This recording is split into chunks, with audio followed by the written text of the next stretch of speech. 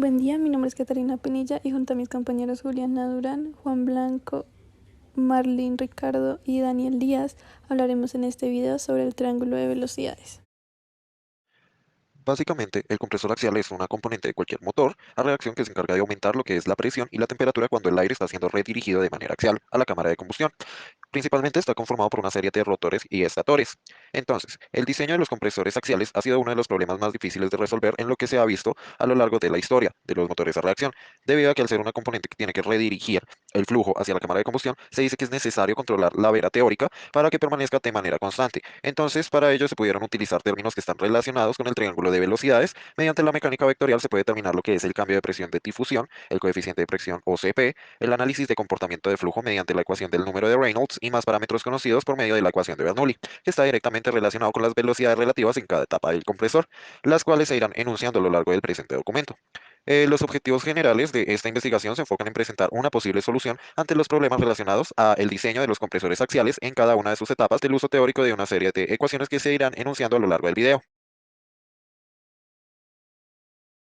Para un mejor entendimiento del desarrollo temático de ingeniería es importante comprender conceptos como procesos de difusión, tipos de difusión, número de Reynolds, Hallen number, coeficiente de presión y ecuación de Bernoulli. De este modo, como ya sabemos, los compresores son una parte fundamental de los motores a reacción que suelen ser los primeros en entrar en contacto con el aire. Durante este trayecto existe un proceso de difusión que tiene por objetivo acelerar el fluido aguas abajo para que en cada etapa del compresor se produzca un pequeño aumento de presión debido a la configuración geométrica interna divergente. Por otro lado, el número de Reynolds y la viscosidad de flujo del ala juegan un papel fundamental en el rendimiento del compresor, ya que a una baja viscosidad el número de Reynolds aumenta y se produce un flujo turbulento, y a altos índices de viscosidad el número de Reynolds disminuye y el flujo se vuelve más laminar. Los difusores son elementos que tienen como función desacelerar la corriente con el objetivo de transformar la energía cinética en entalpía, de modo que en estos pueden ser clasificados según su ángulo de cono de difusión, siendo entre 7 y 12 el ángulo de diseño ideal, ya que cuando es mayor o igual a 90 se producen pérdidas por separación y a un ángulo menor a 7 se producen pérdidas por fricción. Por otro lado, la ecuación de Bernoulli, como se ha visto anteriormente, describe el comportamiento de un fluido moviéndose a lo largo de la línea de corriente, estableciendo que entre un flujo horizontal de fluido en los puntos donde hay mayor velocidad de fluido se presentará menor presión en relación a los puntos con menor velocidad, de modo que la ecuación se describe como una presión estática más la dinámica más la hidroestática. Sin embargo, en aeronáutica solo se tienen en cuenta las dos primeras. El coeficiente de presión y Harlan number se derivan de la ecuación de Bernoulli y la ecuación de continuidad, permitiendo medir el calor dinámico que se convierte en aumento de presión. De este modo, el coeficiente de presión puede ser expresado de dos formas: en relación al Harlan number, que es igual a la velocidad 2 al cuadrado sobre la velocidad 1 al cuadrado, o en términos de la relación de área, que es igual a la inversa de la velocidad. Por último, tenemos una breve descripción del triángulo de velocidades, el cual nos establece que es un método geométrico que permite determinar las condiciones de operación y diseño del compresor a través de la relación de la velocidad absoluta, relativa y tangencial, evidenciando los elementos que componen el compresor, es decir, el IGB, el rotor y el estator, como se puede evidenciar en la figura. Cabe destacar que mientras el rotor importa energía cinética al fluido, el estator, dado su funcionamiento principal, es decir, el redireccionamiento de flujo, este no importa energía, sino que transforma dicha energía cinética al rotor en energía en forma de presión, por lo que no es necesario dibujar en el triángulo de velocidades la componente de velocidad relativa, ya que solo tiene componentes absolutas. Básicamente el proceso de difusión es un proceso el cual el flujo másico de aire tiene que pasar de manera axial en el compresor por una serie de ductos divergentes, en donde se tiene que generar una desaceleración del fluido para que por consiguiente se tenga un aumento de presión y temperatura. Entonces en la imagen tenemos un difusor divergente con una serie de áreas diferentes. En este difusor se dice que el área 1 es menor que el área 2, la velocidad 1 es mayor que la velocidad 2 y la presión 1 será menor que la presión 2. Este proceso es mucho mejor para fluidos que funcionen a velocidades subsónicas. Entonces, teóricamente se dice que el incremento del área de salida 2 mejora como tal el rendimiento del proceso de difusión. En los procesos de diseño nunca va a ser relevante trabajar con flujos que estén por encima de la velocidad del sonido, es decir, que deben manejar un número de Mach menor a 1 en cada una de las etapas del compresor. Si no se cumplen como tal estas expectativas en la parte de diseño, podríamos generar fallas internas en el compresor debido a las ondas de choque que se generan por la misma velocidad del sonido. En la siguiente diapositiva se va a explicar lo que es la viscosidad en los álabes de un estator y lo que es la ecuación de Reynolds. El número de Reynolds es uno de los parámetros más importantes de lo que es el estudio de la mecánica de fluidos. En esta diapositiva se tiene lo que es un estator, en donde se ve un parámetro 1 y un parámetro 2, en donde hay variables muy importantes como lo son el área, la velocidad, la presión, que son parámetros que en el diseño de compresores más nos interesa. Entonces, vamos a ver que el área 1 siempre es menor que el área 2. Entonces, por ello, la presión tiende a aumentar cuando el flujo pasa de un área menor a un área mayor. La ecuación de Reynolds será igual a la razón entre las fuerzas inerciales con respecto a las fuerzas viscosas. En este caso, es igual a la densidad por la velocidad de flujo por la longitud de la cuerda de raíz sobre la viscosidad dinámica. En el caso de los álabes del estator es necesario siempre un flujo de tipo laminar con el fin de que se redirija hacia los rotores de la manera más axial posible. Cuando se tiene un tipo de flujo turbulento, se dice que tiende a haber un desprendimiento de la capa límite que causaría una interferencia en el ciclo normal, en donde se comienza a circular de manera reversa, generando así lo que se denomina un problema de surge. Entonces, dicha capa límite generaría una reducción de área de salida en donde ya no habría un proceso de desaceleración del flujo, sino más bien se disminuye la presión. Para que el motor no se vea afectado, se tiene que tener un número de Reynolds de 1.5 por 10 a la 5. También nos tenemos que asegurar que no sea excesivamente alto o excesivamente bajo, sino más bien en el rango antes mencionado. Hay varios parámetros que también se tienen que analizar de la ecuación de Reynolds. Por lo general se busca que sea mayor para disminuir lo que son las fuerzas viscosas y aumentar las fuerzas inerciales. Por lo tanto, se podría tratar de disminuir lo que es la densidad del fluido, realizando como tal un incremento de temperatura. Para ello se tienen ciertos dispositivos de transferencia de calor, como los posquemadores, recordando que la densidad es igual a la masa sobre el volumen. También se podría intentar disminuir lo que es la velocidad en el estator. Se obtendría como resultado un flujo másico bajo debido a la ley de la conservación de la masa, que está definida por la densidad, la velocidad y el área de entrada del difusor. También podríamos intentar como tal alargar la cuerda de raíz, la longitud. Sin embargo, podría ser también una solución para el diseño de las etapas del compresor, ya que la longitud de la cuerda de raíz no afecta la densidad o la velocidad, por ende no afectaría tampoco el flujo másico. Sin embargo, se tiene que cuando se alarga demasiado la longitud de la cuerda de raíz de la superficie aerodinámica, eh, básicamente tendríamos comprometidas las integridades mecánicas, porque el perfil al soportar una mayor.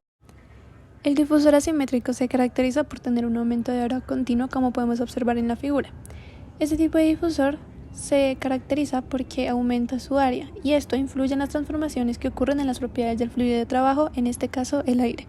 En el área inicial la velocidad axial del fluido es muy alta, teniendo así bajas presiones, mientras que a la salida del difusor, cuando se tiene un aumento de área, la velocidad del fluido disminuye y de esta manera la presión será alta, logrando así el objetivo principal del difusor, que es transformar energía cinética, en este caso velocidad, en presión. Por ende, el área 1 es menor al área 2, así la velocidad 1 es mayor a la velocidad 2 y la presión 1 es menor a la presión 2. Para lograr el buen funcionamiento o rendimiento de un difusor asimétrico, es importante que el área transversal se incremente al final del difusor. De esta manera se desacelera el fluido de trabajo y genera así una mayor transformación de energía cinética en aumento de presión. Debido a que el fluido de trabajo analizado es un difusor, es el aire, este está regido por ecuaciones de mecánica de fluidos que brindarán un mejor análisis de este y así generar un mejor rendimiento del difusor.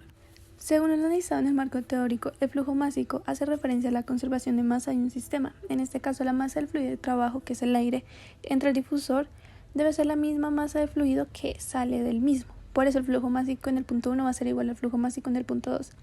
Estas propiedades analizadas en el flujo másico son la densidad del fluido, la velocidad y el área en el cual se encuentra. Por otra parte, como la densidad del aire no cambia, esta se desprecia la ecuación de flujo másico, dando así la ocasión requerida para el análisis mencionado anteriormente, donde se compara el cambio de áreas y cómo éste influye en la velocidad y presión del fluido. Esta ecuación abre campo a la ecuación de Bernoulli, la cual analiza el comportamiento del fluido moviéndose a lo largo de una línea de corriente, estableciendo que dentro de un flujo horizontal de fluido, en los puntos donde hay una mayor velocidad del fluido se presentará una menor presión en relación con los puntos que tienen una menor velocidad, de modo que la ecuación de Bernoulli relaciona parámetros de presión, velocidad y altura en dos puntos, en este caso punto 1 y punto 2, para un flujo laminar constante, tomando en cuenta cambios de energía potencial debidos a la gravedad. Cuando se analiza el difusor asimétrico, se reconoce que el cambio de altura entre los dos puntos para analizar debe ser muy alta para que la presión hidrostática cambie. Es por eso que se desprecia, pero se concluye que son iguales, por lo que la ecuación de Bernoulli se resume a que no tiene presión hidrostática. La primera parte de la ecuación hace referencia a la presión total a la entrada del difusor y la segunda a la presión total a la salida del difusor. La presión estática a la entrada se pasa al otro lado de la ecuación y de esta manera tenemos un diferencial de presiones. Este diferencial de presiones se conoce como la presión estática localizada en el difusor. Tenemos ahora el coeficiente de presión. Este mide la porción de calor dinámico que se convierte en aumento de presión, es decir, relaciona la energía cinética transformada en energía de presión. Cabe destacar que la ecuación de dicho coeficiente se obtenía a partir de la ecuación de Bernoulli y la ecuación de continuidad, así que la ecuación de Bernoulli se va a dividir por el parámetro de la presión dinámica a la entrada del difusor y sabemos que el parámetro de la presión dinámica a la entrada se va a conocer como la energía cinética del proceso. Entonces se conocerá como nuestro parámetro D, dando así que el coeficiente de presión va a ser igual al cambio de presiones o la presión del difusor sobre el parámetro D, que es la energía cinética del proceso. Para que el proceso de fusión sea correcto y se dé de la mejor manera, la velocidad de salida siempre debe procurar ser infinitesimalmente pequeña. De esta manera el coeficiente de presión rondará en 1 y de esta manera generará un mejor rendimiento. El Euler number corresponde a la relación entre la velocidad relativa en el punto 1 y 2, en este caso elevada al cuadrado, para seguir con nuestra ecuación de Bernoulli. Dicha relación está implícita en el coeficiente de presión. Por eso, para que se cumpla la conservación de masas en el difusor y al mismo tiempo la transformación de energía transformada en presión, el Euler number debe siempre tender a cero. Esto se logra teniendo un valor de velocidad a la salida muy pequeño y un valor de velocidad a la entrada muy grande. También el Euler number se puede escribir como una relación de áreas, donde el área 2 sobre el área 1, y esta relación es inversamente proporcional a la relación de velocidades, por lo que al dividir 1 sobre la relación de áreas tendremos el Euler number.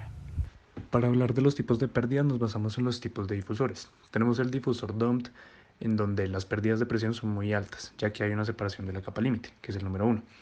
En el difusor número 2, que es el ideal, no hay tantas pérdidas gracias a que su ángulo varía entre los 7 y los 12 grados. Y en el último difusor tenemos que las pérdidas de presión son muy altas, causadas por la fricción debido a su ángulo reducido. En la compresión del difusor asimétrico tenemos que el análisis del proceso de difusión incompresible se realiza pasando a través del diferencial de área.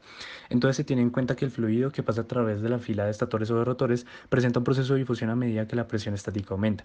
También se considera que no existen pérdidas de presión, por lo que se asume que las pérdidas totales o por estancamiento son iguales a cero. Y se toman los parámetros de difusión, los cuales son la conversión de energía dinámica en aumento de presión estática y el Euler number. La preaceleración depende del espesor y de la integridad mecánica del álave, y debido a esto el proceso de difusión tiene lugar debajo de la garganta, o también llamado el incremento continuo de área. Y la capa límite es normalmente sujeta a un factor conocido como la relación de presión adversa. Y en la relación con los parámetros de diseño es importante aumentar la relación de presión a través de cada etapa o fila del álave, con el objetivo de minimizar la longitud y el peso del compresor. En el diseño bajo máxima presión, considerando un diseño máximo de velocidad, es decir, V1, tenemos que V1 máximo ocurrirá en el área mínima. También tenemos que V1 máximo se logra cuando el Mach encuentra la unidad en la garganta y cuando se encuentra a una baja velocidad, o sea, entre 0.7 y 0.8 Mach. Y el área asterisco puede reducirse siempre y cuando se cumpla con la integridad mecánica. Y cuando se aceptan las altas pérdidas de presión, es con el objetivo de minimizar la longitud y el peso del compresor y la pérdida de presión estática que sea lo mínimo posible para que la eficiencia de difusión sea lo más grande posible. Y en el diseño para mínima velocidad de salida del álave, tenemos que cuando V1 se establece como fija, el aumento de presión estática va a depender de la reducción de V2 lo mínimo que se pueda. El proceso de difusión toma lugar debajo de la garganta y para que esto sea posible tenemos que P2 menos P asterisco. Entonces a medida que P asterisco es fija, el parámetro P2 menos P asterisco va a ser máximo siempre y cuando V2 sea lo mínimo posible. Y también tenemos que el área 2 se va a encontrar cuando el flujo abandone la fila de álaves de forma axial. Para la configuración anular del compresor existen tres configuraciones principales, las cuales son clasificadas según la distribución de la línea media, teniendo en cuenta como referencia el eje del compresor. Y bueno, estos son, como se puede ver en la primera imagen, el Racing Line, que se caracteriza por tener una línea media creciente, el Constant Mean Diameter, que se caracteriza por tener una línea media constante, y el Falling Line, que se caracteriza por tener una línea media decreciente. Por otro lado, como podemos observar en la segunda imagen que se encuentra en la parte inferior, para la parametrización de la configuración anular del compresor es importante tener en cuenta los diámetros correspondientes. En este caso serían el diámetro tip, que se denota con un dt, el diámetro de la raíz o hop, que se denota con un DH, y el diámetro de la línea media, que se denota con DM. De este modo tenemos entonces tres ecuaciones principales, las cuales nos permiten hallar primero el área anular, que se denota como pi cuartos por el diámetro tip al cuadrado menos el diámetro hop al cuadrado. Segundo, el diámetro de la línea media, la cual lo podemos hallar a través de la suma del diámetro tip más el diámetro hop sobre 2. Y por último, las revoluciones por minuto, que es una relación de la velocidad de rotación en relación con la línea media por 60 sobre pi por el diámetro de la línea media. Ahora procederemos a hablar acerca de los triángulos de velocidades. Se sabe que en las turbomáquinas un triángulo de velocidad o diagrama de velocidad es un triángulo que representa los diversos componentes de las velocidades del fluido de trabajo en una turbomáquina. Se puede hacer un dibujo de estos triángulos para las secciones de entrada y de salida de cualquiera de ellas, donde la naturaleza vectorial de la velocidad se utiliza en los triángulos y la forma más básica de un triángulo de velocidad consiste en utilizar la velocidad tangencial absoluta y la velocidad relativa del fluido que forma cada uno de los lados del triángulo, como podemos ver en la imagen. Del triángulo de las velocidades se pueden identificar distintas variables como son las que se presentan a continuación. Por medio de la geometría de los triángulos de velocidades se deducen varias ecuaciones, las cuales son las siguientes. La velocidad lineal del rotor sobre la velocidad axial es igual a la tangente de alfa sub 1 más la tangente de beta sub 1, o lo que podría ser también velocidad lineal del rotor sobre la velocidad axial es igual a la tangente de alfa sub 2 menos la tangente de beta sub 2. Del lado derecho de la presentación podemos tener en cuenta cómo son estas velocidades asimiladas en base a las características y los funcionamientos de dirección del rotor y del estator.